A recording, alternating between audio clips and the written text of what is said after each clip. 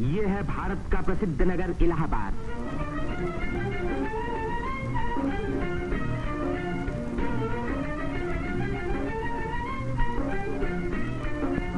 यहीं पहल उत्तर प्रदेश में एक विश्वविद्यालय की स्थापना हुई। इसी वजह से ये नगर उत्तर प्रदेश की शिक्षा और सभ्यता का केंद्र माना जाता है।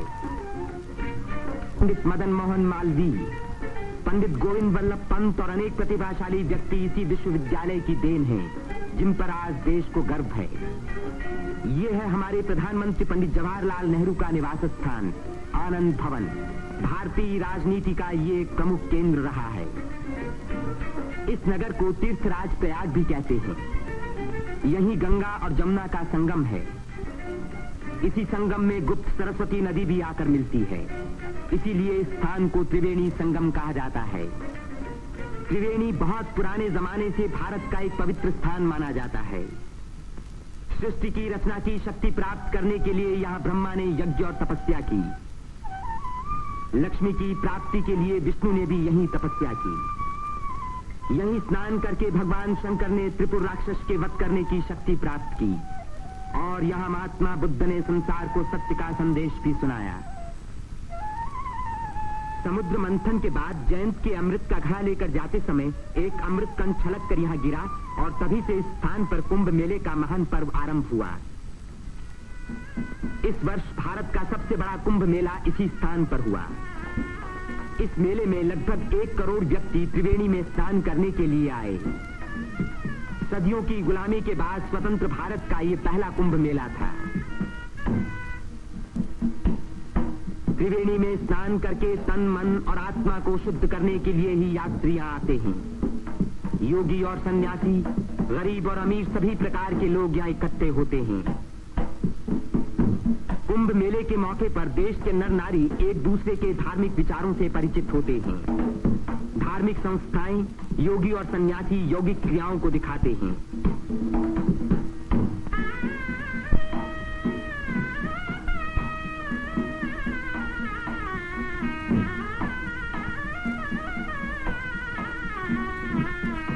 धार्मिक विचारों पर तर्क वितर्क होते हैं और देश के गौरवपूर्ण प्राचीन रहस्यों का उद्घाटन होता है। यहाँ के सुंदर दृश्य प्राचीन भारत की महत्ता की याद दिलाते हैं।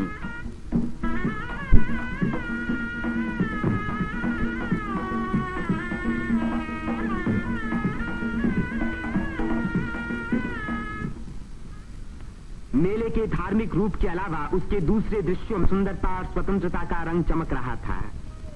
रंग बिरंगी चूड़ियां, देवी देवताओं की मनमोहिनी मूर्तियां,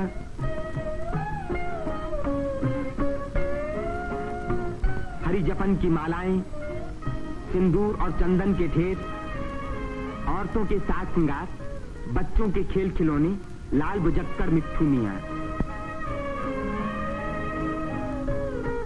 तीर्थयात्रियों की सुविधा और सुरक्षा के लिए और स्वतंत्र भारत के इस महान पर्व को सफल बनाने के लिए उत्तर प्रदेश सरकार ने अपनी ओर से कोई कसर उठा न रखी। मेला शुरू होने के कई महीने पहले से ही सरकार की ओर से तैयारियां शुरू हो गई थीं।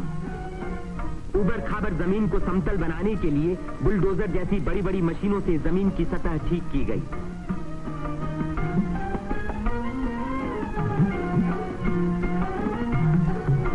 गंगा जी ने अपना किनारा 15 से 30 फुट गहरा काट दिया था, जिसके कारण यहाँ स्नान करना असंभव था। बुलडोजरों ने इन किनारों को सपाट बनाया, जिससे तीर्थयात्री यहाँ सकुशल स्नान कर सके। जिस काम को 1000 आदमी 3 महीने में खत्म नहीं कर सकते थे, उसी को 6 बुलडोजरों ने 15 दिन में पूरा कर दिखाया।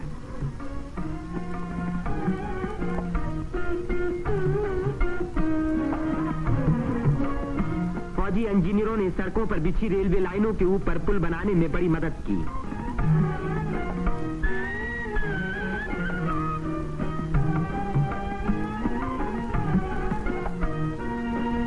इससे रेलों के आने जाने के समय भीड़ सड़कों पर कभी न रुकी, बल्कि लगातार त्रिवेणी की ओर बढ़ती रही।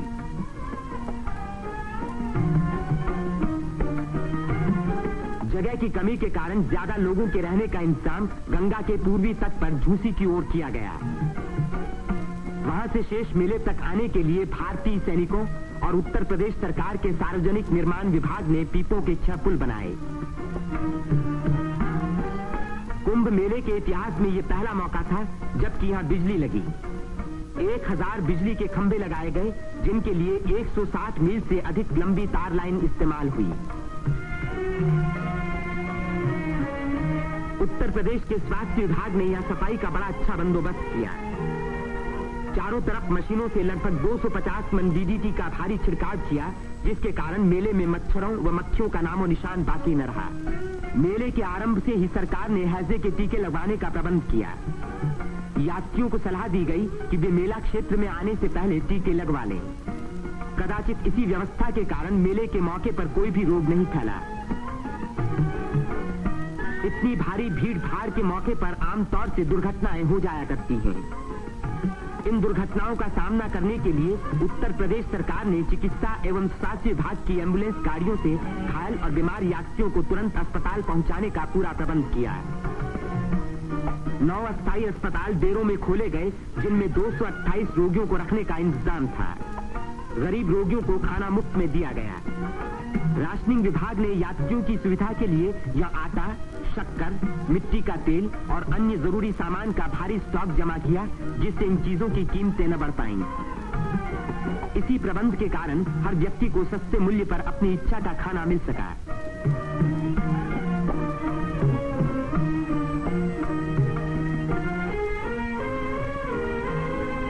सेवा समिति, अग्रवाल समिति और भारत स्काउट्स एंड गाइड्स जैसी स्वयंसेवक संस्थाओं ने यात्रियों के मार्ग निर्देशन, उनकी सुरक्षा और घायलों का प्राथमिक उपचार किया।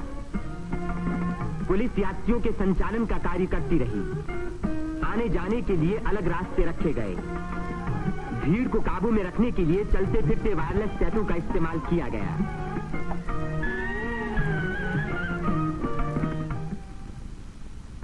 भूले भटके लोगों को खोज निकालने और उनको उनके घर वालों तक पहुंचाने का खास इंतजाम किया गया।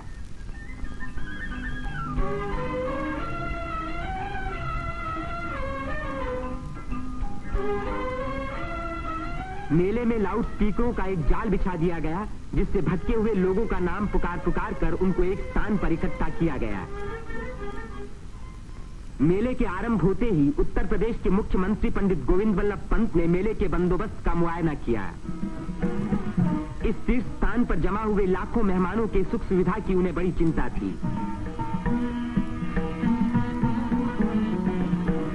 उन्होंने नाव पर सवार होकर घाटों का निरीक्षण किया।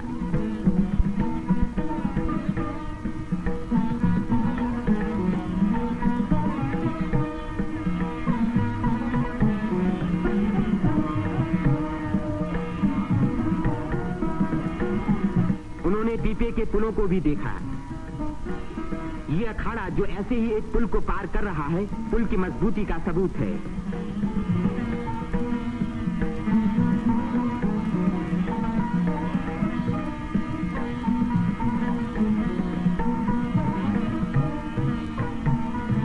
हमारे प्रधानमंत्री पंडित जवाहरलाल नेहरू ने भी मेले के इंतजाम का निरीक्षण किया। वे सड़कों पर घूमे और पुलों पर भी गए।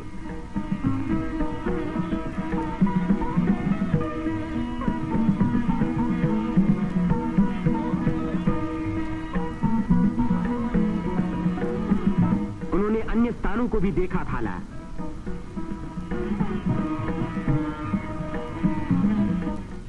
भारत के अन्य लाखों व्यक्तियों की भांति हमारे राष्ट्रपति श्री राजेंद्र प्रसाद ने भी त्रिवेणी में स्नान किया।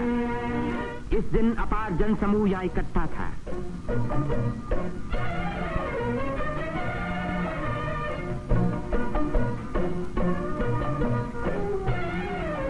हर घाट पर लोगों की भीड़ स्नान कर रही थी।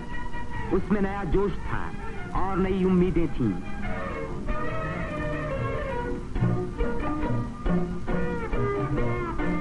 ये दृश्य जाहिर कर रहा था कि इस भीड़ की महान रचनात्मक शक्ति के कारण देश का भविष्य उज्जवल है। उसकी इसी शक्ति के कारण हमारी उन्नति के बड़े से बड़े कार्य अवश्य सफल होंगे।